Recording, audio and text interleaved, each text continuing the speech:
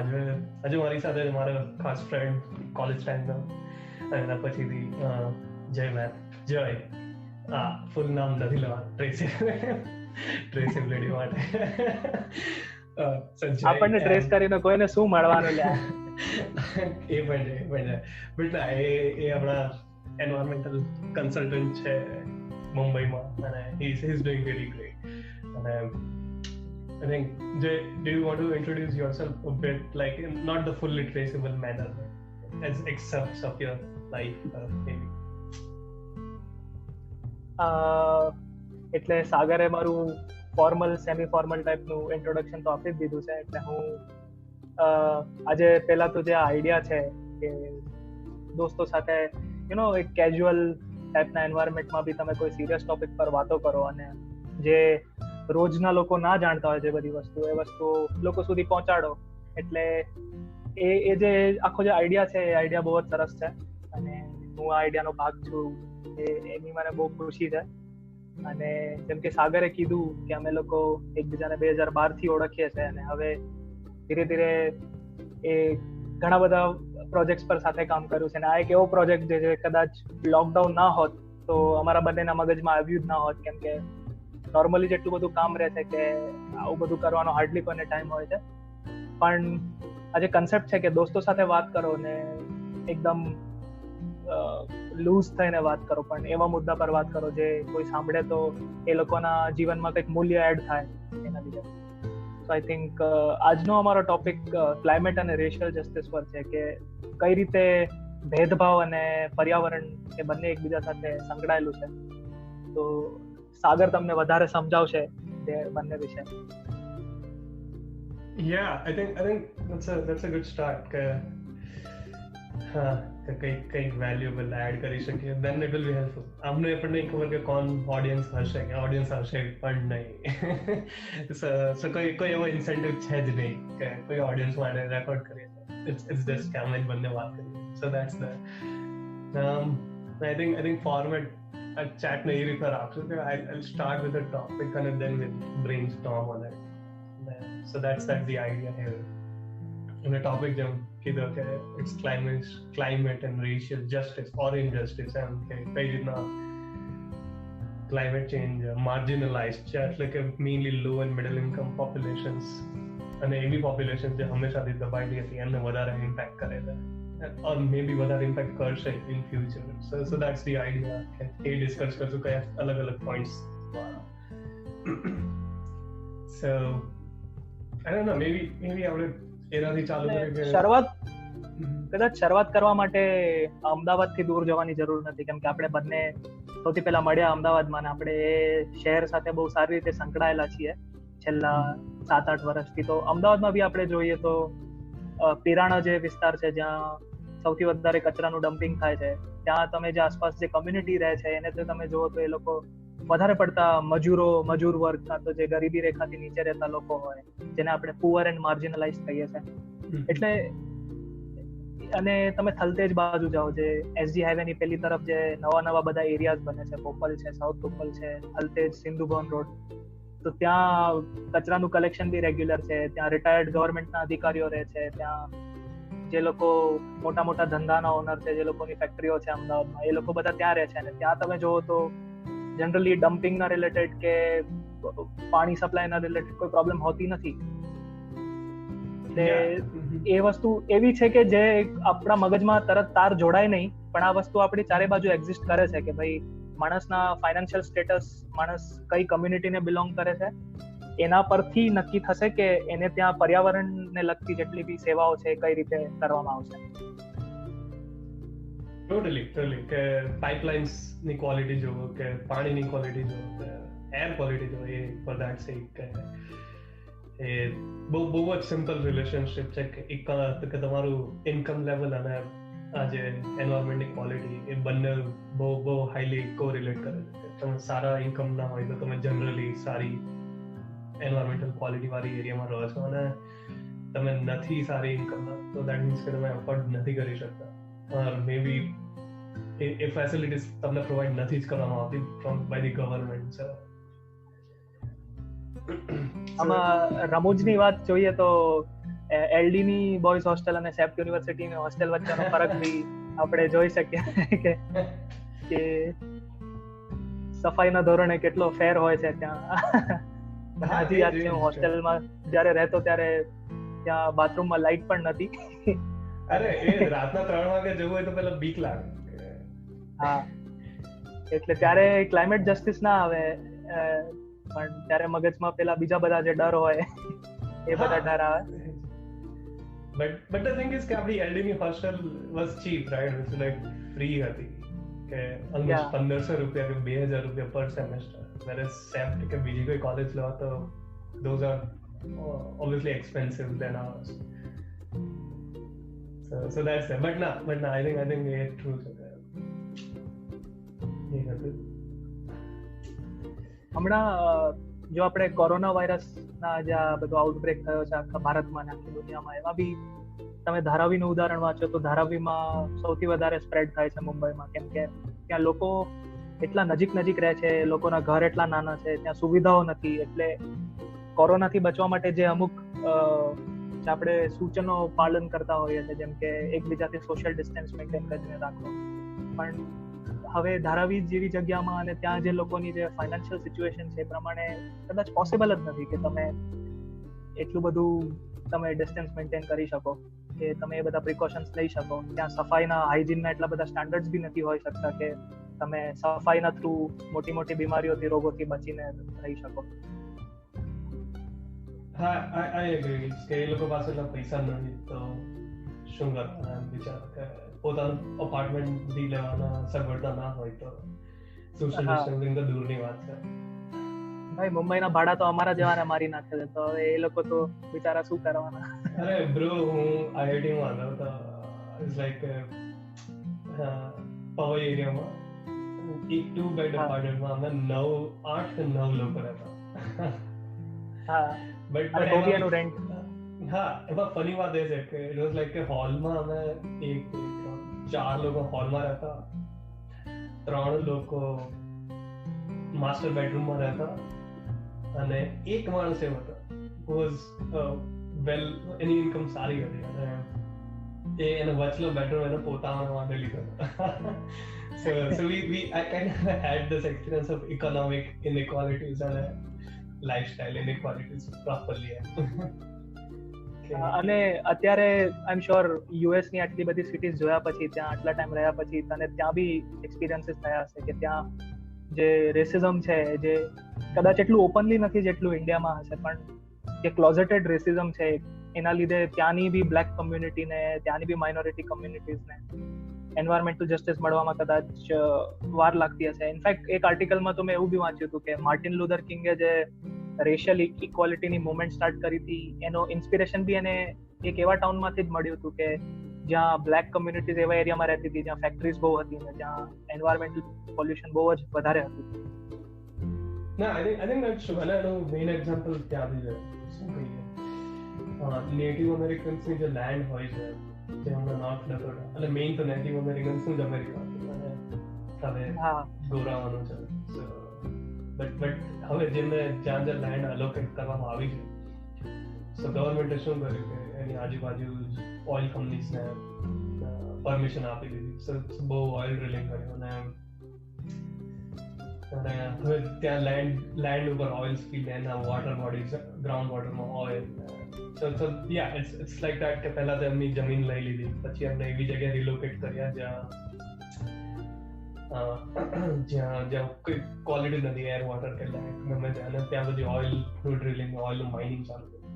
So I think that's true કે આ તો પ્રેઝન્ટ ડેનું થયું, but if you look at future કે 2050 2090 2100 શું ઇમ્પેક્ટ આવશે, તો મેઇન તો આપણે એ જ છે કે ક્લાઇમેટ ચેન્જના ઇમ્પેક્ટ બહુ લેમેનને સમજાયું તો એવું જ છે કે તડકો વધારે પડશે, એટલે ગરમી વધારે પડશે, વેધર સાયકલ્સ ચેન્જ થઈ જાય, વરસાદ ગમે ત્યારે પડશે કે નહીં જ પડે વર્ષો સુધી, અને એના લીધે ક્રોપ્સ ફેલિયર થશે.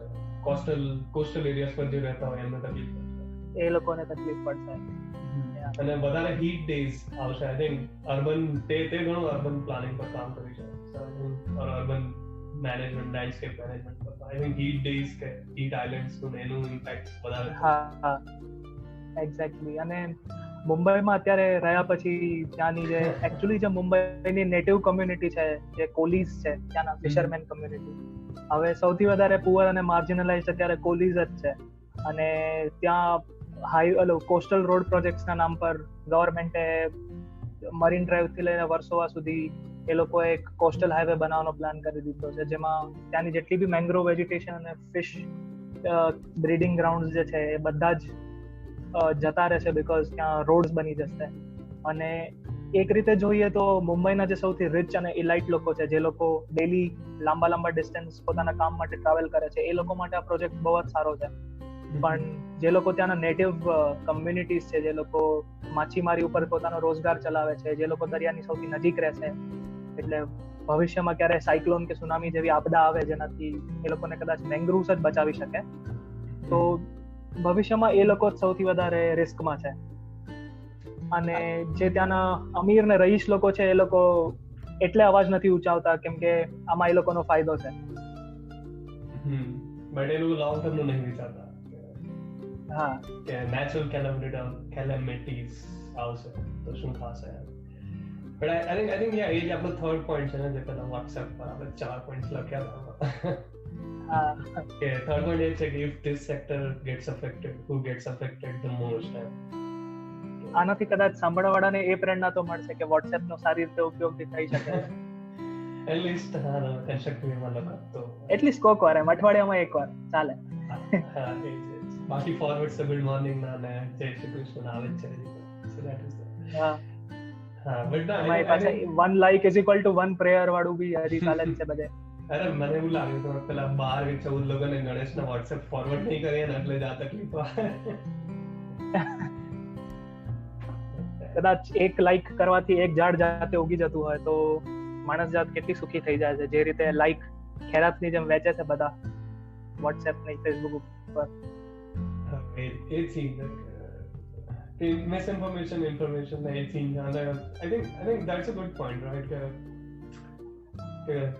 How can racial and environmental justice or injustice for that sake information દ્વારા આપણે ઘટાડી કે વધારી શકીએ છીએ. કદાચ જનરલી વધે જ છે. આઈ થિંક એ ઇન્જસ્ટિસ ઘણીવાર એક્ટિવિઝમનું રૂપ લઈ લે છે, ઘણીવાર મિસઇન્ફોર્મેશનનું રૂપ લઈ લે. આઈ ડોન્ટ નો, મેબી મને એટલા એક્સપિરિયન્સીસ નથી થયા, કદાચ તને થયા હતો ઇન્ડિયામાં. જેમ કે પેલું આરએ ફોરેસ્ટનું હતું, ત્યારે શું સીન ચાલતા હતા WhatsApp પર. હા, આઈ થિંક પ્રોબ્લેમ એ છે કે જે લોકો વસ્તુ જાણે છે એ લોકો એક્ટિવિઝમની જે તે વાત કરી, આઈ થિંક બહુ જ વેલિડ પોઈન્ટ છે કે જે લોકો એક્ટિવિઝમ કરે છે ને એ લોકો ખાલી પ્રોબ્લેમ્સ જ હાઇલાઇટ કરે છે, પણ એ લોકો પાસે સોલ્યુશન નથી. તમે એક પ્રોબ્લેમ આઈડેન્ટિફાઈ કરી, તમે એના અગેન્સ્ટ મોરચો ખોલી દીધો, તમે દંગા કરી દીધા, પ્રોટેસ્ટ કરી દીધા, પણ તમે વાયબલ ઓલ્ટરનેટિવ આપો. જે લોકો એનાથી સૌથી વધારે અફેક્ટ થવાનું છે એ લોકોનું એના વિશે શું વિચારવું છે, એ લોકોનો અવાજ હકીકતમાં જે બી ઓથોરિટી સુધી પહોંચવો જોઈએ કે નથી પહોંચવો જોઈએ, એની કોઈને નથી પડી.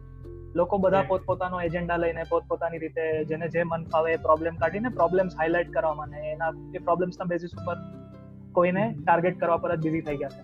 આઈ થિંક એક્ટિવિઝમ સોલ્યુશન નથી. એક્ટિવિઝમ સાથે સાથે તમારે પ્રેક્ટિકલ સોલ્યુશન્સ આપવાનું, એક કમ્યુનિટી લેવલ પર જઈને ત્યાં એ લોકો સાથે કામ કરો, તમે એ લોકોને સમજાવો કે એ લોકો પોતાનો અવાજ કઈ રીતે ઉઠાવી શકે. અને હકીકતમાં આપણી માણસાઈ એમાં જ છે ને કે જે લોકો એટલા નબળા છે, જે લોકો પોતાના માટે અવાજ નથી ઉઠાવી શકતા, આપણે એ લોકો માટે અવાજ ઉઠાવીએ, ના કે આપણા પર્સનલ ઇન્ટરેસ્ટ માટે, કે ના ખાલી સોશિયલ મીડિયા પર કોઈ સારો ટ્રેન્ડ ચાલુ કરવા માટે ઘણા લોકો as a form of fashion statement protest કરવા આવી જતા હોય છે. પણ હકીકતમાં પ્રોટેસ્ટનું જે એમ ને ઇન્ટેન્શન હોવું જોઈએ હ્યુમન સેન્ટ્રિક હોવું જોઈએ, કે તમે જેન્યુઇનલી કોઈ બીજા કમ્યુનિટીની કે બીજા માણસોની હેલ્પ કરવા માંગો છો. I agree, yeah. જેમ કે કોઈ બી પર્ટિક્યુલર કેસનો રેફરન્સ દીધા વગર જો આપણે રિસેન્ટલી વાત કરીએ ઇન્ડિયામાં કે યુએસમાં જે બી પ્રોટેસ્ટ થઈ છે રિસેન્ટ પાસ્ટમાં, એમાં જે મેઇન મુદ્દો છે એ તો 2-3 દિવસમાં ખોવાઈ જાય છે ને પછી એક ટાઈપની પોલિટિકલ બ્લેમ ગેમ કે આનો વાંક હતો, આ પ્રોબ્લેમ છે, પેલું પ્રોબ્લેમ છે. પણ હકીકતમાં જે લોકો એનાથી અફેક્ટ થાય છે એને કઈ રીતે આપણે મદદ કરી શકીએ. ઇન્ડિયામાં રિસેન્ટ ક્રાઇસિસ જે હતી, અગેન જે સૌથી વધારે પ્રોબ્લેમ જેને થયો હતો લોકડાઉનના લીધે અને કોવિડના લીધે મજૂર વર્ગ હતો ભારતનો, જે એક રાજ્યમાંથી બીજા રાજ્ય જઈ નહોતું શકતું because of sum reason. Transportation availability નહોતી, કે એ લોકો સાથે બરાબર કમ્યુનિકેટ કરવામાં નહોતું આવ્યું કે ટ્રેન્સ તમને એક્ઝેક્ટલી ક્યાંથી મળશે, કઈ રીતે મળશે. તો એ લોકોને એ કમ્યુનિકેશન પહોંચાડવાની જગ્યાએ લોકો એકબીજાને પોલિટિકલી ટાર્ગેટ કરવામાં વધારે બિઝી થઈ ગયા. જ્યારે as a good citizen of India તમે હાઈવે પર જઈને કેમેરામાં રેકોર્ડ કરો છો કે માઇગ્રન્ટ લેબર્સ ચાલીને જાય છે, તો એને રેકોર્ડ કરવાની જગ્યાએ તમે એને પાણીનું પૂછો, કાં તમે એને એપ્રોપ્રિએટ માર્ગદર્શન આપો કે ભાઈ તમારા માટે આ સુવિધા કરવામાં આવી છે, તમે થોડાક દિવસ અહીંયા રાહ જુઓ, તમને અહીંયાથી ત્યાં પહોંચવા માટે ફેસિલિટીઝ થશે, એવી રીતે. આઈ થિંક ક્લાઇમેટ ચેન્જમાં બી જે રેસિઝમ અને ક્લાઇમેટ ચેન્જનો આપણે મુદ્દો લીધો છે, એમાં બી લોકો એને એટલું પોલિટિકલ બનાવી દે છે કે જે કમ્યુનિટીની એકચ્યુઅલી હેલ્પ કરવાની છે ને એનો ઓપિનિયન કે એની પ્રોબ્લેમ્સ તો કોઈ એકચ્યુઅલી સમજતું જ નથી ગ્રાઉન્ડ લેવલ પર. I agree કે stakeholder involvement almost zero થઈ જાય છે after certain level. હા, કોઈ બી એક નેચરલ ઇકોસિસ્ટમ એના ઘણા સ્ટેકહોલ્ડર્સ હોય, એનિમલ્સ, પ્લાન્ટ્સ, હ્યુમન્સ કે જે વર્ષોથી રહે છે. મેઇનલી આપણે એમને આદિવાસી કહીએ છીએ, બટ નહીં, આદિવાસી નથી, એ મેઇન સ્ટેકહોલ્ડર છે કોઈ ઇકોસિસ્ટમમાં. બટ કોઈ નવો પ્રોજેક્ટ નાખવાનો હોય તો આપણે એમને પૂછતા જ નથી, કોઈ કોમ્યુનિટી ઇન્વોલ્વમેન્ટ છે જ નહીં. બહુ હા એક્ઝેક્ટલી. અને હું તને એ જ પૂછવાનો હતો કે તારા મતે આનું સોલ્યુશન શું, એમ કે પ્રોબ્લેમ્સ તો આપણે બી પ્રોબ્લેમ્સ આઈડેન્ટિફાઈ કરી લીધી કે ભાઈ નેટિવ કમ્યુનિટીઝ લેવલ પર કોઈ કામ નથી કરતું, એ લોકો સાથે કમ્યુનિકેટ નથી કરતું. But what according to you, having scene 1-2 કન્ટ્રીઝનો અનુભવ લીધા પછી તને શું લાગે છે કે આપણે રેસિઝમ અને એન્વાયરમેન્ટલ જસ્ટિસને એક જ કન્વર્ઝેશન ટેબલ ઉપર કઈ રીતે લાવી શકીએ? I think that's a good question. To be honest, I don't know. Maybe discussion જ કરવા પડે અને representativeness વધારવું પડે. Basically એ છે કે જેમ કે તમે ફેમિનિઝમ કે not feminism but women's right. Feminism is very strong. But women's right ની વાત કરો, but તમારા સેનેટમાં કે તમારા પાર્લામેન્ટમાં કોઈ વુમન સેનેટર કે મેમ્બર ઓફ પાર્લામેન્ટ હોય જ નહીં, તો તમે એવા બિલ્સ કઈ રીતના પાસ કરો? આ તો એવું ડિસ્કશન તમે આઈડિયાઝ કઈ કરતા, તો એવી રીતના તમારા નેટિવ કોમ્યુનિટીઝ મોર સ્ટેક હોલ્ડર ઇન્વોલ્વમેન્ટ માટે જ્યાં પોલિસી બનતી હોય ત્યાં તમારું રિપ્રેઝન્ટેશન વધવું જોઈએ. that is the starting point. એના પછી ઘણા લેવલ્સ ઉપર કે ઇન્ડસ્ટ્રીને તમારે ઇન્વોલ્વ કરવું પડે, કે લોકલ કોમ્યુનિટીઝ હોય જે એમને તમારે વધારે ઇન્વોલ્વ કરવું પડે. I think but yeah, I can see policy level પર એ જ સ્ટાર્ટિંગ પોઈન્ટ છે કે રિપ્રેઝન્ટેટિવનેસ વધારવી પડે. એ લોકો હોવા જોઈએ ત્યાં. Exactly. Yeah, it is difficult. એક ડિબેટ હંમેશાથી ચાલી રહી છે કે ડેવલપમેન્ટ વર્સસ એન્વાયરમેન્ટ, એમ કે ઘણા લોકો પર્યાવરણને જે નુકસાન કરે છે, લોકલ કમ્યુનિટીઝને જે નુકસાન કરે છે, જે આપણે કહીએ છીએ ક્લાઇમેટ ઇનજસ્ટિસ જે થાય છે, એને એ લોકો જસ્ટિફાય કરવા માંગે કે ભાઈ જેટલા લોકોને નુકસાન થાય છે એના કરતાં વધારે લોકોને ફાયદો થાય છે એટ અ નેશનલ લેવલ તમે જોવા જાવ તો. તો આઈ થિંક એ કદાચ એક આપણી જે સેન્સિટિવિટી આપણે લૂઝ કરી દીધી છે એઝ હ્યુમન બીંગ્સ, કે ભાઈ ડેમેજ ભલે 10 જ લોકોને થતું હોય અને ફાયદો ભલે 100 લોકોને થતો હોય, પણ જે 10 લોકોને ડેમેજ થાય છે એ બી ડેમેજ છે. એ લોકો બી માણસો છે ને, એ લોકોના બી ઇમોશન્સ છે, એ લોકોની બી પોતાની ઈચ્છાઓ હોય, એ લોકો બી એ જમીનના માલિક છે. તો જે ઓનરશિપ છે એ ઓનરશિપ આપણે નથી સમજી શકતા સમવેર. આપણે હવે હું કન્સલ્ટિંગ વર્લ્ડમાં છું, હું ફર્સ્ટ હેન્ડ એક્સપિરિયન્સ એવો કહું છું કે અમે જ્યારે EIA નો રિપોર્ટ લખતા હોય તો એમાં આવી NGOs તરફથી અમને આવો ફીડબેક મળે કે આ પર્ટિક્યુલર કમ્યુનિટીના ડેમના લીધે કે હાઇડ્રો પાવર પ્રોજેક્ટના લીધે આ લોકો ડિસ્પ્લેસ થશે અહીંયાથી, અને આ લોકોનું વર્ષોથી 7-8 જનરેશન્સથી એ લોકોનું આ જ ઘર છે. તો અમે રિપોર્ટમાં એને એ રીતે જસ્ટિફાય કરીએ કે અમે એ લોકોને સારી જગ્યાએ રિલોકેટ કરીશું જ્યાં એ લોકોને બધી ફેસિલિટીઝ હશે. પણ શું આપણે એને જઈને પૂછ્યું કે ભાઈ તમારે એકચ્યુઅલી આ ફેસિલિટી જોઈએ છે કે તમારા માટે તમારું નેટિવ ગ્રાઉન્ડ, જે તમે જંગલમાં રહો છો, જે નેચરલ વોટર સોર્સની નજીક તમે રહો છો, એ વધારે ઇમ્પોર્ટન્ટ છે? I agree. એ જ ઇશ્યુ છે કે આપણે બીજાના બિહાફ પર ડિસિઝન લેવા લાગીએ છીએ એમ કે ભાઈ તમારા માટે આ સારું છે, બટ એકચ્યુઅલી હું કોઈ નથી કોઈ થર્ડ પર્સન માટે નક્કી કરવા વાળો કે એના માટે શું સારું છે અને શું ખરાબ છે. And I think તે જે કીધું કે આપણે બીજાના માટે ડિસિઝન્સ લેવા માટે, I think the cause of that is in a way it's racism, or more like not racism, but it's like a feeling that I'm better than someone, that I have that power to say that, exactly, to order that person. અને I think generations થી આપણા મગજમાં વસ્તુ અલગ અલગ માધ્યમના લીધે બહુ જ સટલી આપણા મગજમાં નાખવામાં આવી છે. આપણે જેમ પહેલા દિવસે વોટ્સએપ પર વાત કરતા હતા કે ફેરનેસ ક્રીમ્સની એડવર્ટાઇઝમેન્ટ જો તો બધા ગોરા બનવામાં લાગ્યા છે. એટલે આપણા મગજમાં નાનપણથી એ જ વસ્તુ ભરી છે કે ભાઈ તમે જેટલા ધોળા લાગશો ને એટલા તમે સારા લાગશો. તમારી સોશિયલ એક્સેપ્ટન્સ એના પરથી ડિસાઇડ થશે કે ભાઈ તમે ગોરા લાગો છો કે કાળા લાગો છો. એટલે આમ જોવાથી એ બહુ જ નિખાલસ તમને એડવર્ટાઇઝમેન્ટ લાગે કે એમાં કોઈ પ્રોબ્લેમ નથી, કે એમાં કોઈ હેટ્રેડ નથી ફેલાવતું. પણ ધીરે ધીરે સ્લો પોઈઝનની જેમ તમારા મગજમાં એ વસ્તુ ભરવામાં આવી છે નાનપણથી કે ફેર એન્ડ હેન્ડસમ લગાડો, ગોરા બનો તો તમે સોશિયલી એક્સેપ્ટેબલ છો, તો તમે સુપિરિયર છો in a way, rather than પોતાના નેચરલ કલરને એક્સેપ્ટ કરો, પોતાની હેરિટેજને એક્સેપ્ટ કરો, take pride in what you represent which is your community. એનો હવે મેં મારા ઘણા યુએસમાં મારા ઘણા વ્હાઇટ ફ્રેન્ડ્સ ને જે ફેર એન્ડ લવલીની એડ્સ બતાવી કે જેમ પ્રિયંકા ચોપરા કે યામી ગૌતમ ફોર એક્ઝામ્પલ પેલા થોડી આમ ડાર્ક સ્કિન બતાવે એટલે એમને જોબ્સ ના મળે, કોઈ સારું ડેટિંગ કલ્ચરમાં ના જગ્યા મળે, કે ઘરેથી પણ એને મોર ઓર લેસ લાઈક રિજેક્શન જેવું જ હોય. સે એ અપસેટ થઈ જાય અને એમની કોઈ ફ્રેન્ડ આવીને કે આ ક્રીમ લગાવે, સો પછી એ ક્રીમ લગાવે અને પાઈએ 2 ટોન તક अधिक ગોરા in couple of weeks. Exactly. અને પછી પૂરી થઈ જાય અને પછી બસ બધી જોબ મળવા, ઇન્ટરવ્યુઝ મળવા, છોકરાઓની ડેટિંગ ઓપોર્ચ્યુનિટીઝ આવવા, બધેથી જ એક્સેપ્ટન્સ આવવા. So yeah and this was back when જ્યારે આપણે લોકો 4th 5th 6th ગ્રેડ્સમાં હતા, 2005 6 7 ની વાત હતી. એક્ઝેક્ટલી.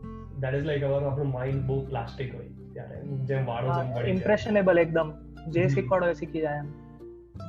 અને ત્યારે જે મોરલ લેન્સ હોવો જોઈએ ને માણસમાં કે આ શું સાચું છે શું ખોટું છે એ વિચાર શક્તિ ત્યારે ના હોય.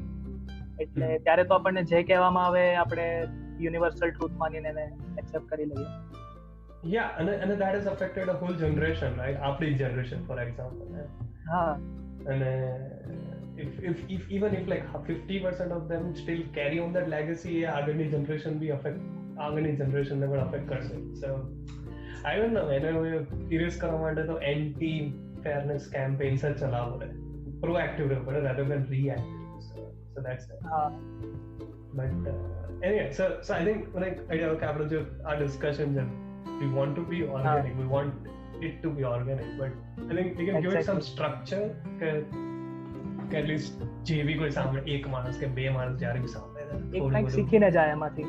હા, કે થોડું કન્ટેક્સ્ટ મળે, થોડું શીખીને. તો 4 questions છે જે WhatsApp પર લખ્યા. I think we can discuss that. કે પહેલું છે કે types of broader climate change impacts we are thinking about. For example, crop failures in Southeast Asia. જેમ કે આ હું થોડુંક એલાબોરેટ કરું, maybe you can add some more points in that. કે ફ્યુચરમાં કદાચ વધારે વરસાદ પડશે, ઓછો વરસાદ પડશે, તડકો વધારે પડશે, ઓછો તડકો પડશે, ગરમી ઇન શોર્ટ, તો ક્રોપ ફેલિયર્સ થવાના ચાન્સીસ વધી જશે. ને ફાર્મર્સ આપણે એટલા એજ્યુકેટેડ કે રેઝિલિયન્ટ નથી, કે કાં તો નિવાસી ટેકનોલોજીસ નથી જે એડેપ્ટ કરી શકે છે ઇન જનરલ. હા, કે આવા વેધર ફ્લક્ચ્યુએશન્સ ને રેઝિલિયન્ટ કરી શકે. So yeah, we'll see massive crop failures over years in many parts of the world, mainly low and middle income. Food shortages. Yeah, food shortages. So that's like the first change. But તારા માઇન્ડમાં બીજા કયા impacts આવે કે climate change ના લીધે બીજા કયા impacts થઈ શકે? I think સૌથી પહેલા તો મારા મગજમાં એક જ વસ્તુ આવે, which is a very scary possibility for me, that is water shortage. જો પ્રેસિપિટેશન અમુક એટલે આપણે તું સૌથી વધારે એક્સપર્ટ છે આ વસ્તુમાં, ક્લાઇમેટ મોડેલિંગ. તો ક્લાઇમેટ મોડલ્સ બી જ્યારે પ્રેડિક્ટ કરે તો એ બી કરે છે કે જ્યાં પ્રેસિપિટેશન સારું થાય છે ત્યાં એક્સ્ટ્રીમ પ્રેસિપિટેશન થશે, ને જ્યાં ઓલરેડી સ્કેન્ટી પ્રેસિપિટેશન છે ત્યાં એક્સ્ટ્રીમલી ઓછું થઈ જશે. તો એ જે બહુ જ વાસ્ટ ડિફરન્સીસ ક્રિએટ થાય છે પ્રેસિપિટેશન પેટર્ન્સમાં.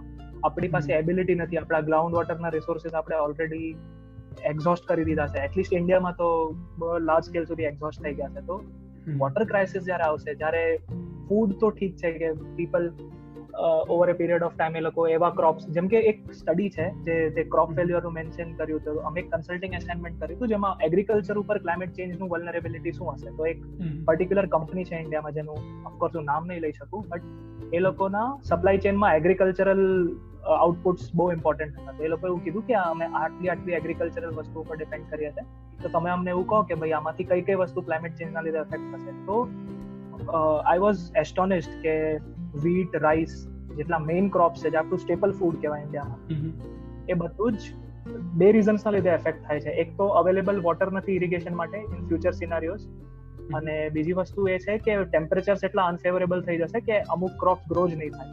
સો પ્રેડિક્શન ઇઝ કે ભવિષ્યમાં ઘઉં ને ભાત ખાવાનું મૂકીને આપણે કદાચ કોર્ન અને જવાર જેવા પ્લાન્ટ્સ ખાઈને આપણે એડેપ્ટ થવું પડશે. બટ એ તો ઠીક છે, એડેપ્શન થઈ જશે સુનર ઓર લેટર. બટ જે વોટર શોર્ટેજ છે, વોટર વગર 70% ઓફ આવર બોડી ઇઝ વોટર, અને જો પાણી જ નહીં મળે, એના લીધે જે હેલ્થ ઇફેક્ટ થશે, એના લીધે જે સોશિયલ ડિસઓર્ડર થશે, પાણીની કિંમત લોહી જેટલી થઈ જશે કદાચ, કે માણસો પોતાનું એક બોટલ લોહી આપવા તૈયાર થઈ જશે ખાલી થોડો પાણી માટે, કે ભાઈ પીવાનું પાણી નથી, શોર્ટેજ છે. અને એ જે પોસિબિલિટી છે એ મારા માટે પર્સનલી બહુ જ નાઇટમેરિશ છે, કે મને ઘણી વાર વિચાર આવે તો મને પોતે ઊંઘ આવવાની બંધ થઈ જાય કે ભાઈ પાણી વગર તો એનું તો શું સોલ્યુશન લાવીશું. I agree. For example, north આફ્રિકામાં લીબિયા કરીને જે કન્ટ્રી છે, હા, ત્યાં હમણાંના climate models IPCC intergovernmental panel for climate change એ મોડલ્સનું જે એવરેજ છે એ કહે છે કે નોર્થ આફ્રિકા ઇન જનરલ, કે લીબિયા, સુડાન, એ બધી કન્ટ્રીઝ ભેગી મળે ત્યાં અરાઉન્ડ 30% ઓછો વરસાદ થશે પ્રેઝન્ટ ડેની કમ્પેરમાં ઇન ફ્યુચર, એમ કે 2050, 2060, 2070. લીબિયાની કન્ડિશન હમણાં શું છે કે ત્યાં એનીવે હમણાં 1/3 લોકોની પાસે ડ્રિંકિંગ વોટરની અવેલેબિલિટી નથી. તો એમાં બી હજી તમે 30-40% એમ કહો કે અમારા ડેમ્સ 30-40% ઓછા ભરેલા રહેશે, તળાવો ઓછા ભરેલા રહેશે. તો આઈ થિંક કે દર 3 માંથી 2 માણસ પાસે ક્લીન અને ડ્રિંકિંગ વોટરનો એક્સેસ નહીં હોય. So they will all rely on other countries mainly. પાણીનું ઇમ્પોર્ટ કરવું પડશે, which is a scary thing. And desalination is a scary thing. Yeah, કે desalination plants I think લીબિયા પાસે થોડું કોસ્ટલ લાઇન છે, બટ ઘણા એવા લેન્ડલોક કન્ટ્રીઝ છે જેમની પાસે કોસ્ટલ લાઇન્સ નથી. અને ડિસેલિનેશન એવી કન્ટ્રીઝ અફોર્ડ કરી શકે જે લોકો પાસે એનર્જી ઇન્ફ્રાસ્ટ્રક્ચર છે, કે જે લોકોનું જીડીપી એટલું સ્ટ્રોંગ છે કે they can spend so much energy પોતાનો વોટર ખાલી પ્યોરિફાય કરવા માટે. હવે થર્ડ વર્લ્ડ કન્ટ્રીઝ, અમુક ઇન્ડિયાના બી અમુક એરિયાઝ આપણે જોઈ લઈએ તો ઇન્ડિયા ભલે on the right part of development છે અત્યારે, બટ આઈ ડોન્ટ થિંક કે ફ્યુચરમાં ખાલી વોટર પ્યોરિફિકેશનમાં આપણે બહુ બધી એનર્જી ઇન્વેસ્ટ કરવી પડે, તો we don't have simply the means to do it. એટલે very scary possibility. So I think આપણે 2 પોઈન્ટ્સ લઈએ, કે એક ક્રોપ ફેલિયર્સ લઈએ અને એક પ્રેસિપિટેશન, એટલે કે વરસાદ ને પાણી લઈએ. એનાથી the second question એ જ આવે છે કે how is the economic built around these sectors and how it might get affected due to climate change. I think આપણે એ વાત કરી લીધી કે how it might get affected, but how is the economic built around this sector. કે માની લો crop failure થાય કે પાણીનું અવેલેબિલિટી ના આવે, એનાથી ઇકોનોમી એની સાથે બિલ્ટ અરાઉન્ડ કઈ રીતના થાય છે અત્યાર સુધી. આ પોઈન્ટ ઉપર મને સૌથી સરપ્રાઇઝિંગ વસ્તુ એ લાગે છે કે ઇન્ડિયામાં જ્યારે ટોટલ લોકડાઉન થયું હતું, લોકડાઉન ફેઝ 1, ત્યારે એવું એક ગોલ્ડમેન સેક્સ કે એનું કોઈનું રિપોર્ટ હતો, એમાં એવું કહે છે કે due to complete lockdown only 40% of India's economy is functioning. એનો મતલબ શું થયો કે ખાલી એસેન્શિયલ્સ ઉપર જીએ આપણે, that is a need based economy, not a want based economy. તો ઓનલી 40% જ આપણી ઇકોનોમી ચાલશે, અને that means the scary trend is કે 60% of our economy is based on things which we actually don't need. અને ડેવલપમેન્ટની બી આપણે વાત કરીએ કે તે જે રીતે કીધું કે how economy is built around આ સેક્ટર્સ, તો ડેવલપમેન્ટની ડેફિનેશન જ એ છે કે જેમ જેમ તમે અંડર ડેવલપથી ડેવલપિંગથી ડેવલપ નેશન તરફ જાઓ, એમ તમારું ડિપેન્ડન્સ એગ્રીકલ્ચરથી ઇન્ડસ્ટ્રી ને ઇન્ડસ્ટ્રીથી સર્વિસ સેક્ટર તરફ જતું રહે. That means the current indicator for development is that there is more service based revenue than agricultural based revenue. એટલે આપણી પ્રાયોરિટી છે જ નહીં કે આપણે એગ્રીકલ્ચર કે વોટર સપ્લાય ને આપણી ઇકોનોમીનું સેન્ટર બનાવીને રાખીએ. We always want to expand in the service sector. I agree because service sectors માં ઘણા issues પણ છે, લોકો કાર્બન ઇન્ટેન્સિવ છે અને net negative છે, or maybe net positive in the sense of carbon. Net positive, yeah. But The only thing is કે બસ એ લોકો એવી સર્વિસીસ પ્રોવાઈડ કરે છે જે કન્ઝ્યુમર ઓરિએન્ટેડ હોય. They earn a lot and they show up in the GDP charts a lot. So yeah, that's that. આપણે ખબર છે પેલી બીમાં એક પિક્ચર ની વાત કરતા હતા આપણે બે, ખાલી ઇંગ્લિશ મૂવીઝમાં હું તું ને શેન્કી, આપણે ત્રણેય ઇંગ્લિશ મૂવી જોવાના બહુ મોટા કીડા એક તો. અને આપણે પેલા લિયોના મૂવી ની વાત કરતા હતા, બ્લડ ડાયમંડ કરીને. એમાં કેટલું સટલી અને ક્લાઇમેટ અને રેશિયલ ઇનજસ્ટિસ બતાવ્યું છે. એમ કે આપણે ત્યાં જે જ્વેલરી શોપમાં જે ડાયમંડ મળે છે, ડાયમંડ એકચ્યુઅલી આફ્રિકા લોકોનું પ્રોપર્ટી છે, પણ એને કઈ રીતે ઇલીગલ મીન્સથી સ્મગલ કરીને કેટલા લોકોનો જીવ ગયો છે ખાલી એ ડાયમંડના માઇનિંગમાં. તો એ બહુ શોકિંગ રેવલેશન હતું. એમ કે જે આપણા માટે લક્ઝરી છે એ ઘણા લોકો ખાલી એવી ફાલતુસી વસ્તુ માટે તેને એ લોકો પોતાનો જીવ ગુમાવી દીધો છે. I agree. So yeah, diamond is one of those things that those are more like luxury. And I mean, diamond obviously industrial cutting tools ma use થાય છે, cutting grade tools જે હોય, but those are mined more sustainably, I hope so. But હું એક project પર કામ કરતો હતો જે renewables નું ટ્રાન્ઝિશન છે. આપણે હમણાં કોલ, ઓઇલ ને ગેસ થી એનર્જી લઈએ છીએ, બટ ફ્યુચરમાં આપણે વિન્ડ અને સોલાર થી એનર્જી લેશું અને બેટરીઝ વધારે યુઝ કરવી પડશે. તો DRC કરીને એક કન્ટ્રી છે, ડેમોક્રેટિક રિપબ્લિક ઓફ કોંગો. એમાં સધર્ન DRC માં એક એરિયા છે કટાનાગા પ્રોવિન્સ કરીને, કટાનાગા કોપર બેલ્ટ કરીને. Okay. So that is one of the world's most well rich areas in terms of copper and cobalt reserves. And around 60 or 70% of global cobalt supply DRC માંથી આવે છે. The thing is that cobalt is a very essential material in batteries, including આપણી જે phone ની batteries છે એમાં. Yes. Lithium ion જે batteries છે, but actually lithium nickel cobalt batteries હોય છે, LiNiCO. So the scene is કે એક જ કન્ટ્રી, નાનો પુઅર કન્ટ્રી વિચાર, દુનિયાનું 60-70% કોબાલ્ટ બનાવે છે, બટ ત્યાં ચાઇલ્ડ લેબર ને લોકો યુઝ કરે છે કોબાલ્ટ માઇનિંગમાં, બીકોઝ કોબાલ્ટ માઇનિંગ મશીન્સથી ના થાય, તે થોડુંક અંડરગ્રાઉન્ડ જવું પડે અને હાથેથી જ માઇન કરવું પડે. ઓકે.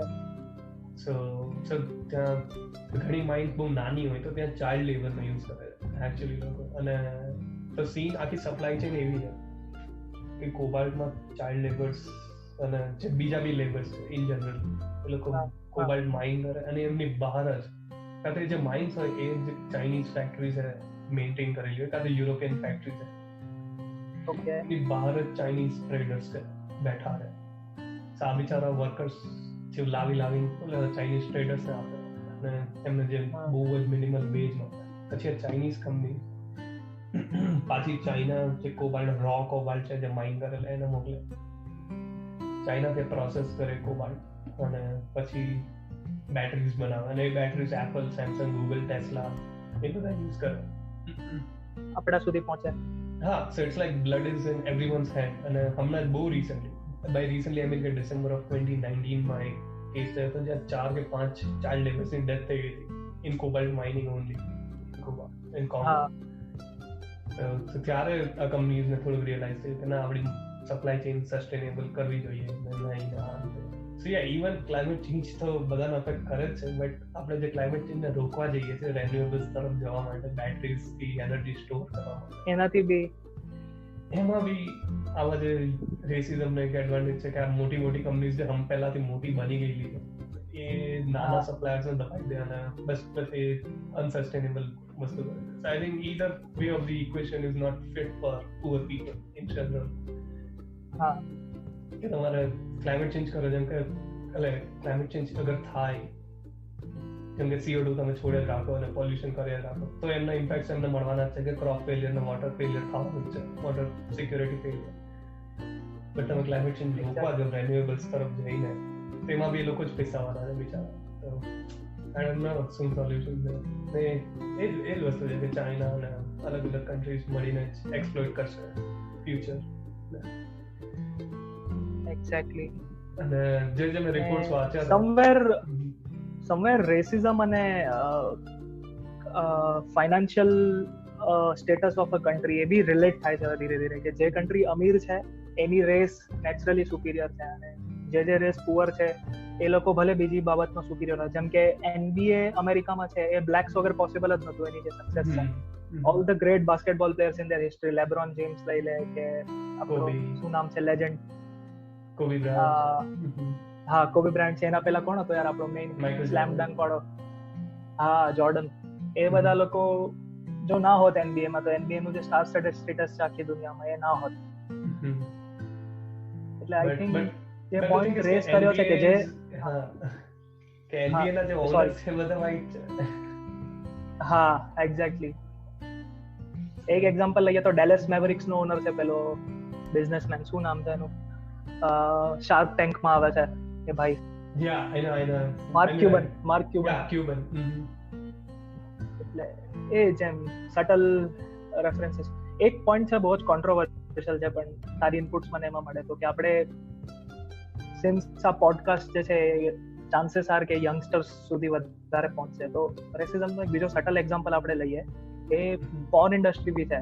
જે રીતે તમે કોઈ બી પોર્ન વેબસાઇટ પર તમે પોર્ન બ્રાઉઝ કરતા હોય તો you know the way blacks, the term blacks is being used, and in a way interracial kind of terms, Asian interracial kind of terminology. એટલે જે વસ્તુ એવી છે કે આપણે બધા ડિનાય કરીશું કે ના હું ક્યારે યુઝ નથી કરતો કે બહુ ખરાબ વસ્તુ છે, but closeted way we all do it. તો આઈ થિંક લોકો વધારે રિલેટ કરી શકશે એક્ઝામ્પલ સાથે કે કેટલું સટલી રેસિઝમ આપણી લાઈફમાં ઇન્ટ્રોડ્યુસ કરવામાં આવ્યું છે અલગ અલગ માસ મીડિયાના ફોર્મમાં. એડવર્ટાઇઝમેન્ટ લઈ લો કે ડે ટુ ડે પ્રોડક્ટ્સ જે છે આપણી. So I think તું એમાં કંઈક થોડુંક વધારે એડ ઓન કરે તો. No, I agree with that. It's like it's all હવે તો એવું થઈ ગયું છે કે ઇન્ટરનલાઇઝ થઈ ગયું છે કે બસ આપણે માની લીધું છે કે ગોરા એટલે સારા અને કાળા એટલે ખરાબ. ડિફોલ્ટ સેટિંગ કહે ને કોમ્પ્યુટર ડિફોલ્ટ સેટિંગ. હા ફેક્ટરી રીસેટ કરો તો બી ડિફોલ્ટ સેટિંગ જ આવે છે. એક્ઝેક્ટલી. હા એ જ માઇન્ડસેટ થઈ ગયું છે. આઈ થિંક એક ઘણી જગ્યાએ એફેક્ટ કરે એમ કે આપણી કન્સિડરેશન કે ફોર એક્ઝામ્પલ આપણા ફાર્મર્સ ગોરા હોત તો શું હોત એમ. એટલે એ લોકોની માર્કેટેબિલિટી કદાચ વધી ગઈ હોત. હા એ લોકો બી.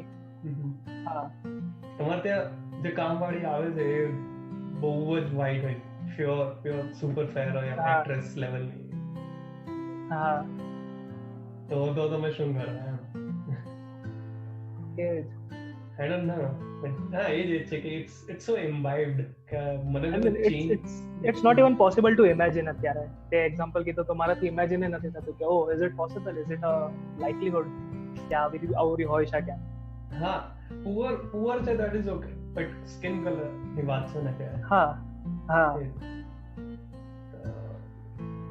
એ જ ઇશ્યુ છે કે હા તો જે કોબાલ્ટ વાળી વાત હતી એમાં શું હતું કે મેં જે ઘણા રિપોર્ટ વાંચ્યા તો ત્યાંનો બ્લડ અને યુરિન કોબાલ્ટ જે મેજર કર્યા હતા ઘણા NGO છે એના આસપાસના એરિયામાં, તો એમના જે લોકો માઇન્સની નજીક રહે છે, કોબાલ્ટ માઇન્સની નજીક જે DRC, તો એમના કોબાલ્ટ લેવલ્સ અમેરિકા અને જાપાનના બેકગ્રાઉન્ડ કોબાલ્ટ લેવલ્સ પીપલના યુરિન કોબાલ્ટ લેવલ્સ કરતા અરાઉન્ડ 300 to 500 ટાઈમ્સ વધારે હતા.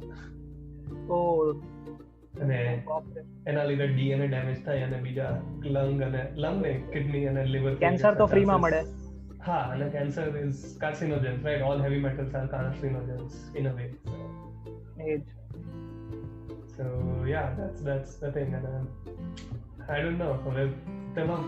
So the funny thing is કે કોબાલ્ટ જે મેન્યુફેક્ચરિંગ છે અગર તમે કન્ટ્રી લેવલ્સ પર જો DRC ટોપ પર આવે obviously because DRC is like 10 times higher than any other countries.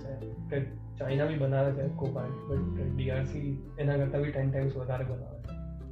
એમ કોહલી અને બાકી બધા બેટ્સમેન વચ્ચે જેટલો ડિફરન્સ છે એ ટાઈપનો થઈ ગયો. અને વન ડે માં ટેસ્ટમાં ટીમ સ્મિથ આવી જાય અને હસી મામલા. ના પણ આપણે ઓવરઓલ જ જોવાનું એમ, આપણે ઇન્ડિયાની ટણી ઊંચી રહેવી જોઈએ. બટ ના તો globally Congo comes at top, but તમે કંપની વાઇઝ જો એમાં એક કોંગોની કંપની છે જ નહીં, બધી યુકે યુરોપની કંપની છે. ગ્લેનકોર કરીને એક કંપની છે જે યુકેની બહુ મોટી, અને બાકી 3 જે કંપની છે ચાઇનાની કંપની છે.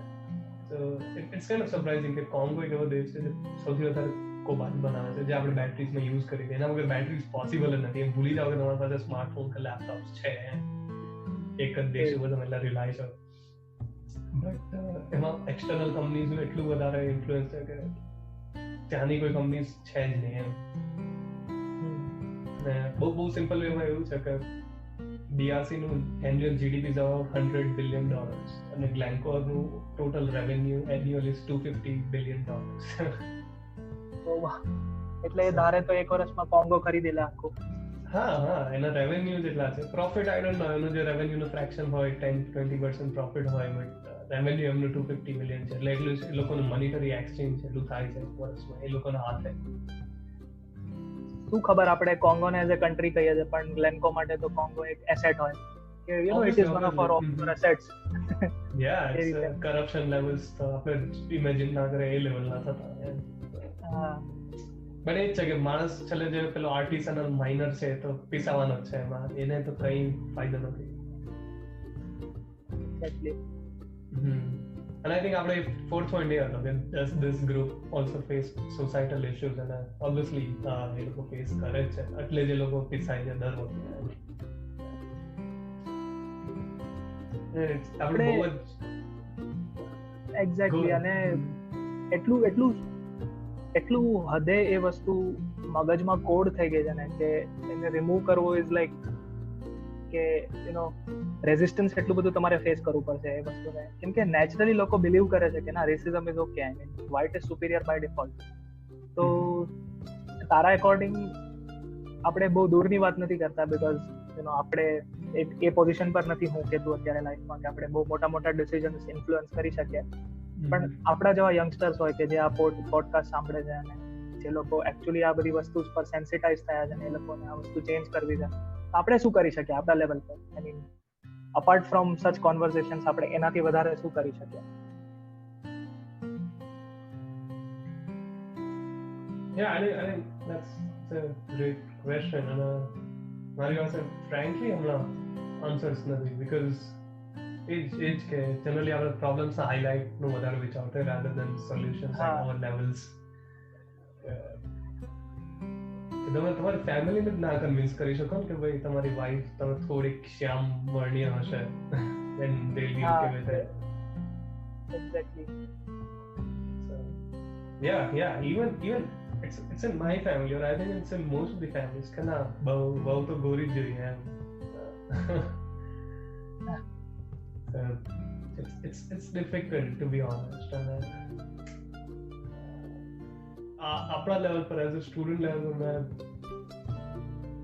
અધર દેન કે આપણે પોતે ઇન્ક્લુઝિવ હોઈએ, આપણું ફ્રેન્ડ સર્કલ કે આપણું જે બ્રોડર કોમ્યુનિટી છે એ આપણે એમાં ઇન્ક્લુઝિવ છીએ, બટ આપણે પ્રોએક્ટિવ નથી એમ કે આપણે એને એડવાન્સ નથી કર્યું. આપણે પોતાના સુધી રાખ્યું છે કે okay we are woke, we are acknowledgetive એમ. હા, કે વી એક્નોલેજ કે એ વસ્તુ હેપન થાય છે, આ વસ્તુ થાય છે, અને આપણે એમને નથી સપોર્ટ કરતા. વી નો દેટ, બટ આપણે એને પ્રોએક્ટિવ તરીકે આમ ફોરવર્ડ નથી લઈ જતા. We keep it to ourselves. હા, અને સમવેર છે ને એક રીતે આપણી એજમાં ને જનરેશનમાં ઇફ યુ સ્ટાર્ટ સચ કોન્વર્ઝેશન્સ તમારા ફ્રેન્ડ્સ વચ્ચે, તો બહુ જ ઓછા એવા લોકો હશે would be willing to be a part of such conversation. કેમ કે મોસ્ટલી યંગસ્ટર્સને બી ઇન્ટરેસ્ટ કે ઇન્સ્ટાગ્રામ ઉપર લેટેસ્ટ ટ્રેન્ડ્સ શું છે, કે નવા ટાઈપના ફ્લોટર્સ મારે ખરીદવા એમેઝોન ઉપર તો કઈ બ્રાન્ડના સારા આવે છે, કે નેક્સ્ટ બિગ બિલિયન ડે ક્યારે છે, કે આ મૂવીમાં સ્ટીવન સ્પીલબર્ગે જોરદાર સ્ટોરી બનાવી છે, કાઇન્ડ ઓફ જે નોર્મલી યંગસ્ટર્સને એટ્રેક્ટ કરતા હોય. પણ જો આપણે રેસિઝમ જેવું કોઈ હેવી કે જે તમારું અટેન્શન અને જે તમારી મોરલ બાઉન્ડ્રીઝને ક્વેશ્ચન કરે છે એવું ટોપિક તમે લઈને જાઓ તો કદાચ મેજોરિટી યંગસ્ટર્સ અત્યારે એઝ ઓફ નાઉ ઓપન નહીં હોય આવા કન્વર્ઝેશન્સ માટે. I'm sure. Yeah, daily discuss karun becomes exhausting, but once in a while, in a discuss karun it's important also. Because તમે ડેઈલી તો કઈ રેલી ના કાઢી શકો કે ડેઈલી દોસ્તારો તમે ટોક ના કરી શકો ના આપણે આના ઉપર વાત કરીએ, આપણે આની થોડું એડવાન્સ કરીએ, એક્ટિવિઝમ કરીએ, but so that is exhausting at all levels. But એક પીરિયડ એક રેગ્યુલર લેવલ પર એના પર વાત કરવી is important. I agree with that. તો આજે એક રિઝોલ્યુશન હું પ્રપોઝ કરું, ઇન કેસ તને સારું લાગે તો આપણે એ વસ્તુ પ્રોપેગેટ કરી શકીએ કે ફોર એક્ઝામ્પલ આપણે બંને ઘણીવાર કઈ વસ્તુ લેવાય કઈ વસ્તુ ના લેવાય પર ડિસ્કશન થયું છે. તો આપણે એક સિમ્પલ ફોન ખરીદતા હોય એમેઝોન પરથી તો ખબર છે આપણે સ્પેસિફિકેશન્સ ને બધું કમ્પેર કરતા કે ભાઈ આમાં છે ને વાઈફાઈ ના આટલા બેન્ડ્સ છે ને આમાં વાઈફાઈ ના આટલા બેન્ડ છે ને આમાં કેમેરો કાર્લ ઝીસ નો છે ને આમાં નોર્મલ વાળો કેમેરો છે. એટલે આપણે 50 વસ્તુ કમ્પેરિઝન કરીએ છીએ કે આ વસ્તુ લઉં કે ના લઉં. તો શું એઝ અ યંગસ્ટર આપણે એવું બી ટ્રેન્ડ સ્ટાર્ટ કરવો જોઈએ કે હું કોઈ પ્રોડક્ટ ખરીદું છું એના કોઈ બી એવા તો કમ્પોનન્ટ નથી ને જે ડર્ટી માર્કેટમાંથી આપણા સુધી આવ્યા છે. જેમ કે નાઇકીનું એક બહુ ઇન્ટરેસ્ટિંગ કેસ સ્ટડી હતું કે ઇન્ડોનેશિયામાં એની જે કંપનીઝ છે જે આપણે શૂઝ પહેરીએ છીએ એમાં એકચ્યુઅલી ચાઇલ્ડ લેબર લોકોએ બહુ ખરાબ વર્કિંગ કન્ડિશન્સમાં એ લોકોએ શૂઝને મેન્યુફેક્ચરિંગ કર્યું છે. સો એ દિવસે પર્સનલી મેં નાઇકીના શૂઝ પહેરવાના બંધ કરી દીધા unless they take a resolution કે અમે ચાઇલ્ડ લેબર નહીં કરીએ અને અમારા વર્કર્સને અમે પ્રોપર વર્કિંગ કન્ડિશન્સ પ્રોવાઈડ કરીશું because they are making huge profits. Kohli ને રોહિત શર્મા જેવા સુપરસ્ટાર્સ ને એ લોકો કરોડો રૂપીસ ખાલી એન્ડોર્સમેન્ટ માટે પે કરે છે. એટલે I think don't you think આપણે હા ઇન્ફ્લુઅન્સ થાય છે.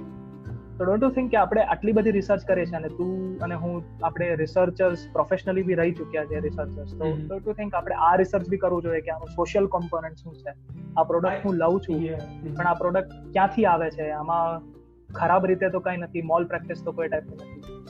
આઈ ટોટલી એગ્રી કે કેવું સ્કેલ હોવું જોઈએ કે ચાઇલ્ડ લેબરમાં 1 to 5 માં આ કંપની આ પ્રોડક્ટ કંપનીને કારણ કે કંપની 1000 પ્રોડક્ટ 1000 જગ્યાએથી બનાવે છે બટ આ પ્રોડક્ટ તમારા હાથમાં જ આવી તો એની આખી સપ્લાય ચેનમાં ઘણા એલિમેન્ટ્સ હોય જે થોડાક આપણે લેટ ગો કરી શકીએ, થોડાક પર્ટિક્યુલરલી ના કરી શકીએ, જેમ કે ચાઇલ્ડ લેબર અને લોકલ એન્વાયરમેન્ટ ઇમ્પેક્ટ્સ છે અને કરપ્શન છે. તો કોઈ એવી independent agency I don't know કે છે, મે બી આઈ એમ ઇલિટરેટ ઇન ધેટ વે કે મને એજન્સીઝ નહીં ખબર કે જે સપ્લાય રેટિંગ આપે અને રેટિંગ આપે પછી એને એમેઝોન ઇન્ટિગ્રેટ ના કરે. ઓબ્વિયસલી એમેઝોન ને તો પ્રોડક્ટ વેચવા દે, એમેઝોન ને કઈ ફરક વેચવા દે, Amazon is a middle man. હા તો એવી કોઈ કંપની આઈ ડોન્ટ નો કે જે સપ્લાય ચેન ને રેટિંગ્સ આપે કે ભાઈ ચાઇલ્ડ લેબરમાં 1 to 5 માં 1 ઇઝ બેડ, 5 ઇઝ ગુડ, તો 5 નંબર્સ છે એવી રીતના. તો હા ને એવા રેટિંગ્સ અવેલેબલ હોય તો ઇટ ગિવ્સ મી ઓપ્શન કે હા આ કંપની એટલીસ્ટ બધામાં એટલીસ્ટ અબવ એવરેજ પરફોર્મન્સ કર્યું છે. So that is the best option I am currently. Exactly it is not the best option but that is the best option I have right now. So I think yeah that's a good thing. I think we can look for those resources and then maybe કોઈ જગ્યાએ host કરી શકીએ કે ભાઈ તમે આ products ના but એમાં બી એ જ આવી જાય ને કે કોમ્પિટિટિવ માર્કેટ છે કે જે ઇન્ડિપેન્ડન્ટ કંપની છે મે બી એ કેટલી independent we don't know A Adidas ને બહુ ખરાબ રેટિંગ્સ જ આપ્યા કરે, નાઇકી ને સારા રેટિંગ્સ આપ્યા કરે. હા એટલે એમાં બી પછી બાયસીસ આવી જાય. હા so we don't know but I think yeah that's a good thing actually કે આપણે ના સપ્લાય ચેન ઇમ્પેક્ટ્સ નહીં જોતા, ક્યારેય નથી જોતા એકચ્યુઅલી. એમેઝોન તો મૂકે જ નહીં ઓબ્વિયસલી કે આનું સપ્લાય ચેન સારું છે. એલો નાઇકી વાળું બી મેં કોન્શિયસલી સર્ચ નહોતું કર્યું, ઇટ જસ્ટ હેપન કે હું વાંચતો હતો ને પોપઅપ થયું અને મને ખબર પડી કે ધીસ ઇઝ ધ કેસ. બાકી હું કોઈ દિવસ કોન્શિયસલી સોશિયલ ફેક્ટર નથી જોતો કે હું આ લેપટોપ ખરીદું છું તો એની જે બેટરી છે કઈ કન્ડિશન્સમાં મેન્યુફેક્ચર થઈ છે, એમાં કયા લોકો હતા, ત્યાં વર્કર સેફ્ટી પ્રોવિઝન્સ છે કે નથી, એ લોકોને પ્રોપર વેજીસ મળે છે કે નથી મળતી. અને આઈ થિંક આપણી આઈડિયલ સિચ્યુએશનમાં જો આપણી આખી સપ્લાય ચેનમાં લોકો એવા જ પ્રોડક્ટ્સની ડિમાન્ડ કરે છે જે પ્રોડક્ટ બધી રીતે એન્વાયરમેન્ટલી અને સોશિયલી સસ્ટેનેબલ રીતે પ્રોક્યોર કરવામાં આવી છે, આઈ થિંક તો જ આપણે રેશિયલ અને એન્વાયરમેન્ટલ જસ્ટિસ વાળા જે ગોલ છે આપણો એ ગોલ નજીક પહોંચી શકશું. નોટ સેઇંગ કે 100% અચીવ કરીશું બટ એટલીસ્ટ નજીક પહોંચી શકશું એમ. I agree. I think that this calls for a good second episode actually. આપણે ખાલી સપ્લાય ચેન ના આપણે કઈ એક દિવસ લિટરેચર સર્ચ કરી શકીએ કે 1 કલાક જ ખાલી ગૂગલ સ્કોલર પર જઈને or maybe just independent company search કરીએ મે બી જે રિસોર્સિસ મળે એ ડિસ્કસ કરી શકીએ અને બધા સુધી આ વાત પહોંચાડીએ કે ભાઈ આ આવી ઇશ્યુ છે જે તમારે જોવો જોઈએ કોઈ બી વસ્તુ ખરીદતા પહેલા? No, I think yeah, that's true. That's a good starting word actually. Yeah, from consumer side કે તમે companies જ એક આખા environment અને racism ના જે question છે એમાં companies are also big stakeholder because propagate તો એ જ કરે છે in the end. હા, અને they need to be accountable and yeah. અને જેમ કે CDP કરીને એક ઓર્ગેનાઇઝેશન છે, તે સાંભળ્યું હશે કે બધા કાર્બન ડિસ્ક્લોઝર ફોરમ છે એક ટાઈપનું, કે all the corporates declare their carbon emissions ત્યાં. તો એવી રીતે may be you know at an international level કોઈ સોશિયલ ફેક્ટર્સ પર ડિસ્ક્લોઝર કમ્પલસરી થઈ જાય કે તમારે તમારા વર્કરની ડેમોગ્રાફિક્સ રિપોર્ટ કરવાની જ છે, કે એજ ગ્રુપ શું છે, એ લોકો વેજ શું પે કરો છો, અને on the basis of that you will get a rating. અને મોટી જે ઇન્વેસ્ટિંગ કંપનીઝ છે, વર્લ્ડ બેંક છે, ઇન્ટરનેશનલ ફાઇનાન્શિયલ કોર્પોરેશન છે, એ લોકો તમને ત્યારે જ લોન આપશે જ્યારે તમે લોકો આ સોશિયલ વાળા જે ફેક્ટર્સ છે એમાંય તમે લોકો પ્રૂવ કરતા હશો કે તમે લોકો સસ્ટેનેબલ છો. I agree. We need some structural organizations in that, but there will be a lot of local mafia હા, જે ભાઈ જેનું કામ જ એવું કે ચાઇલ્ડ લેબર સપ્લાય કરવાનું, અને those are not written anywhere. Company તો બધું સારા જ રિપોર્ટ્સ મૂકે કે ના અમારું વર્કર ગ્રુપ તો 25 to 45 જ છે અને બધા પેડ આટલા થાય છે અને આ કરી છે તે કરી છે, જે હિડન જે છે એ નહીં કોઈ ડિસ્ક્લોઝ કરે obviously. So I don't know, but એટલે જ એક ઇન્ડિપેન્ડન્ટ ઓથોરિટી જોઈએ ને કે એટલીસ્ટ જે મોટી ફોર્ચ્યુન 500 કંપનીઝ છે ફોર એક્ઝામ્પલ એમનું થોડું રિસર્ચ કરી શકે. વોલમાર્ટ જ એવો રૂલ બનાવી દે કે અમે એ જ કંપનીના પ્રોડક્ટ્સ સેલ કરશું કે જે લોકો સોશિયલી સસ્ટેનેબલ હોય, તો ઓટોમેટિક બધી કંપનીઝ જેનું મેજર માર્કેટ શેર વોલમાર્ટ આપતું હોય એવી બધી કંપનીઝ રિફોર્મ્સ લાવવાની ટ્રાય કરશે. I agree કે એ જોઈએ, બટ એ અગેન એ જ છે ને કે વોલમાર્ટ અને એમેઝોન પાસે એમાં ઇન્સેન્ટિવ્સ નથી કે કેમ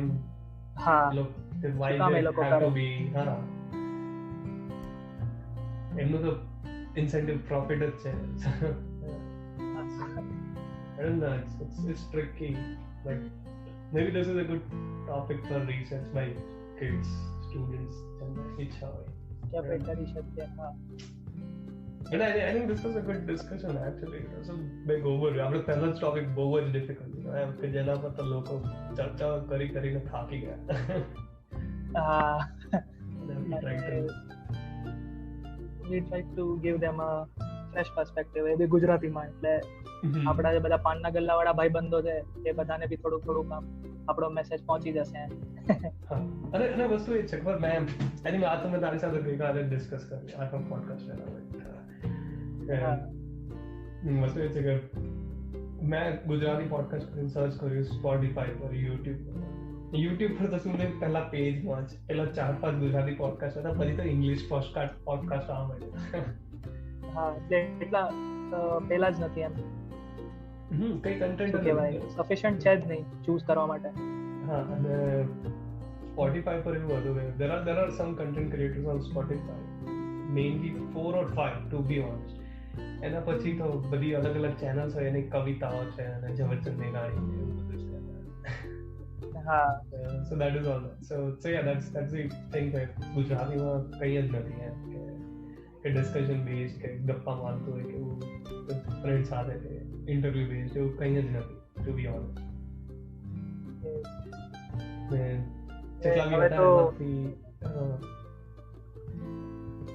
હવે તો સૌરાષ્ટ્ર જે ઝવેરચંદ મેઘાણીએ જે સોરઠની રસધાર લખી હતી બુક, એમાં હવેનું સોરઠ તો સાવ ચેન્જ થઈ ગયું છે એમ. સોરઠમાં હવે ડેવલપમેન્ટના નામે બધા આડા કામ ચાલુ થઈ ગયા છે. હા, એ તો રહેવાનું જ છે, તો બધે જ છે એકચ્યુઅલી ટુ બી ઓનેસ્ટ. એક ટોપિક પર હજી આઈ થિંક આપણો જે ગૂગલ શીટ છે પોડકાસ્ટ એમાં લખી દે દારૂબંધી એમ ગુજરાતમાં દારૂબંધી ઓકે કે not okay.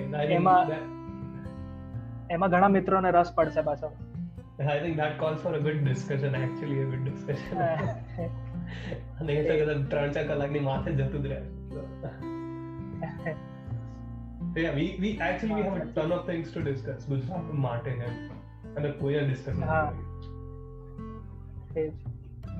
I see a good opportunity. બહુ જ સાધારણ ભાષામાં અને બહુ જ કોઈ પર્ટિક્યુલર ઓડિયન્સ માટે નહીં, એમ કોઈ બી સાંભળે તો એ લોકો સમજી શકે એ વસ્તુને, એવી જ રીતે લાવવાની ટ્રાય કરીશું. એ જ વસ્તુ છે. I don't know કોઈ સાંભળશે કે નહીં, but the idea is કે if anyone wants to listen, there should be something for them. કોઈને સાંભળવું હોય તો એના માટે કંઈક હોવું જોઈએ. That's the idea. અને maybe જો પછી ભલે ને આપણે લેજન્ડના વિલ સ્મિથ બની જાય કે કોઈ ના સાંભળતું હોય રેડિયોમાં, hello is there anyone alive? I'll be there at the Navy Pier every day, every Friday, 11 a.m. maybe I don't know, but podcast નું future at least થોડું તો bright લાગે, so we'll see. Maybe we can do some trailblazing now. કે એવા topics પર વાત કરીએ જેને પહેલા કોઈ ના કરી હોય, અને બી ગુજરાતના કન્ટેક્સ્ટમાં કોઈ ના કરી હોય. Yeah, and it is different than radio, because radio માં કેવું હોય કે રેડિયો તમારા ટાઈમ પર કામ ના કરે. રેડિયો તો 9 થી 10 ફ્રીક્વન્સી મેચ કરાવવી પડે ભાઈ, ફ્રીક્વન્સી મેચ કરાવવી પડે. હા, અને રેડિયો તો શું 9 થી 10 આવીને જતું રહે, તમને બીજી વાર સાંભળવા ના મળે. That is podcast તમે સાંભળી શકો. So yeah, that's that. But I think I'm totally hyped for this. ઘણા ટોપિક્સ પર ચર્ચા કરી શકીએ અને એક કન્ટેન્ટ બેઝ બનાવી રાખીએ 10-15-20 એપિસોડ જેટલા બી થાય એટલા. આપણે છે ને એક મેલ આઈડી બનાવી દઈએ ખાલી આના માટે, કે કોઈ જો આ સાંભળતું હોય ને એ લોકોને કઈ ટોપિક્સ સજેસ્ટ કરવા હોય કે એ લોકોને આપણા ડિસ્કશનનું પાર્ટ બનવું હોય તો they are also invited to our podcast. Yeah, I think that's a good topic. We already have the email ID, so yeah, I'll put that in the description. So maybe more, if anyone ever listens to this. but plan it છે આજના ડિસ્કશનમાં મજા આવી. હા, એ plan એ છે કે continue રાખશું જેટલું થાય, અઠવાડિયામાં એકવાર, 2 અઠવાડિયામાં એકવાર, મહિનામાં એકવાર, that is okay, but consistency હોવી જોઈએ. તું જ વિચાર ને, આજે સેટરડે નાઈટ છે એટલે આજે તો ક્યાંક બેઠો હતો મસ્ત, અત્યારે 5-6 ચડાઈને. એ પણ તો કોરોનાના લીધે. એટલે કઈક સારી વસ્તુ થાય છે આમ દુનિયામાં. So no, I'm hyped for this actually. When છે ઘણા સારા ફ્રેન્ડ્સ છે, તું છે, બાકી બધા, I mean બીજા ફ્રેન્ડ્સ સાથે I'll try to be more informal discussion, જેમ કે શૈલી સાથે મૂવી રિવ્યુ કરશો next one. Maybe I can do that with you also. Maybe આપણે fictional characters, books na characters, Sherlock, Watson, Dumbledore, start discussing their life, what did you learn out of it, maybe in a fun sort of way. Yeah, we can do endless things. Totally. We can, endless, totally endless. I'm always અને મેનો એ ગમે છે કે આવા કોઈ નથી કદી ગુજરાતીમાં. So we are kind of pioneers in a way. હા, જેટલા પણ છે લોકો કવિતાઓ લખી છે, કાં તો બધું શું કહેવાય સેલ્ફ હેલ્પ અને મોટિવેશનલ સ્ટફ લખ્યા છે કે ના તમે જીવનમાં આગળ વધતા જીવનમાં. બટ કોઈ ઇન્ફોર્મલ ડિસ્કશન્સ નથી કર્યા કોઈ પણ વસ્તુ. એકચ્યુઅલી લાઈક કરી શકીએ એમ બી રેકોર્ડ જ કરવાનું છે, ટાઈપિંગ નથી કરવાનું. અને એડિટ બી ના કરવાનું, બીકોઝ બધું અનફિલ્ટર્ડ જ જશે. Yes guys, we stand for no censorship. પોતાના જ કન્ટેન્ટમાં બી નો censorship. We don't care about being politically correct. હા, એ જ વસ્તુ છે. એ ગઈકાલે જે શૈલી સાથે હતું એમાં એ જ હતું કે પેલી જે કંપની છે ને કોમેડી ફેક્ટરી કરીને મનન દેસાઈ ટીમ, એ લોકો ગુજરાતી પોડકાસ્ટ કરે છે. I think they are the only big Gujarati podcast team. Okay, but એ લોકો વિડિયો, હા, એ લોકોના અમુક વિડિયોઝ બી જોયા છે. પંચાયત પોડકાસ્ટ કે પોડકાસ્ટ પંચાયત એવું કંઈક નામ છે. ઓકે, તો એમાં વસ્તુ એ છે કે એ લોકોએ કોમેડિયન્સ જનરલી બોલા, because that is the niche area, right? હા. અને સેકન્ડ કે they have to be politically correct, because comedy સાંભળવા વાળાને એવું ના હોય કે હું બીજેપીનો છું કે હું કોંગ્રેસનો છું. બટ જ્યારે કોમેડી કંપની પોતાનું અલાઇનમેન્ટ બતાવી દે કે અમે બીજેપી તરફ છે કે અમે કોંગ્રેસ, તો તેના અડધા Problems. સબસ્ક્રાઇબર્સ જતા રહે. So they try to be very much politically correct and always. તારા છપ્પા લગાડી દે, તું લેફ્ટિસ્ટ છો, તું રાઇટિસ્ટ છો, તું લિબરલ છો, તું કન્ઝર્વેટિવ છો, એ ટાઈપની પ્રોબ્લેમ. So એ કંપની જે છે और એ કોમેડી ગ્રુપ છે they try to be away from it.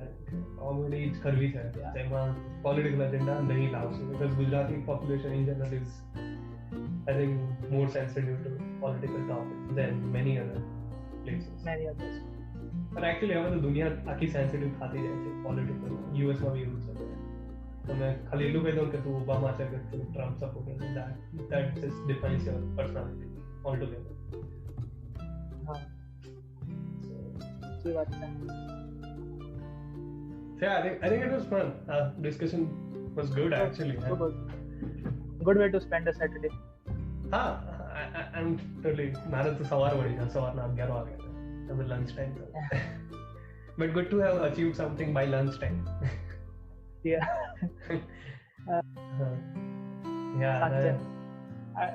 સારી ઊંઘ આવશે આજે મને. So maybe જે બી કરીને કે પેલું એક આવા ફોર્મલ ટોપિક પર કોઈ ફ્રેન્ડ સાથે વાત કરશો તો થોડુંક બહુ ટિપિકલ નહીં, થોડુંક ફેક અનઓથેન્ટિક થઈ જશે, એવું ના થાય. I was happy.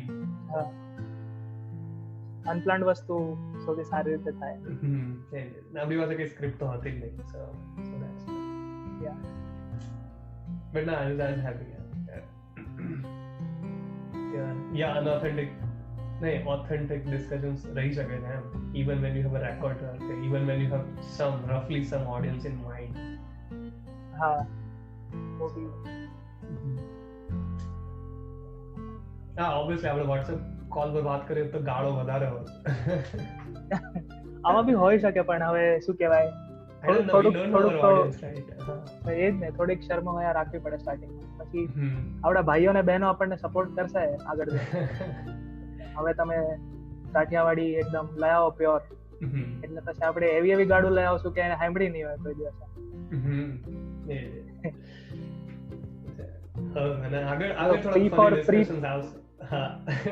P for brief દેતો હતો ને, એવી ગાડો આપણે લઈ આવો. આગળ થોડો ફની ડિસ્કશન માં એડ કરશો ને, નીરવ છે અને કોઠિયાનો character. It will be fun. Yo. So yeah, I think that's kind of it. I don't know after another video that WhatsApp will be fun to chat करशो, but અહીંયાથી we can say goodbye. વિદા લઈએ. So yeah, મારે કોઈ exit line છે જ નહીં કે see you in the next one. કેમ કે જીવનનો કોઈ ભરોસો નથી, કાલ સવારે કોરોના પોઝિટિવ થઈ જાય તો ક્યાં જવાનું? હા, હું તો યુએસ માં છું ભાઈ, 20 લાખ કેસીસ છે અમારે. ઓકે, એક્ઝિટ છે નહીં, બસ આપણે હું તને જ બાય કરું. ઓડિયન્સ તો શું છે, હમણાં ઓડિયન્સ છે જ નહીં, એમનું બાય કરું મતલબ. યો ભાઈ કઈ નહીં, ચાલ વોટ્સએપ પર ગપ્પા મારે આને એક્ઝિટ કરીએ. ચાલ આમાંથી મળીએ.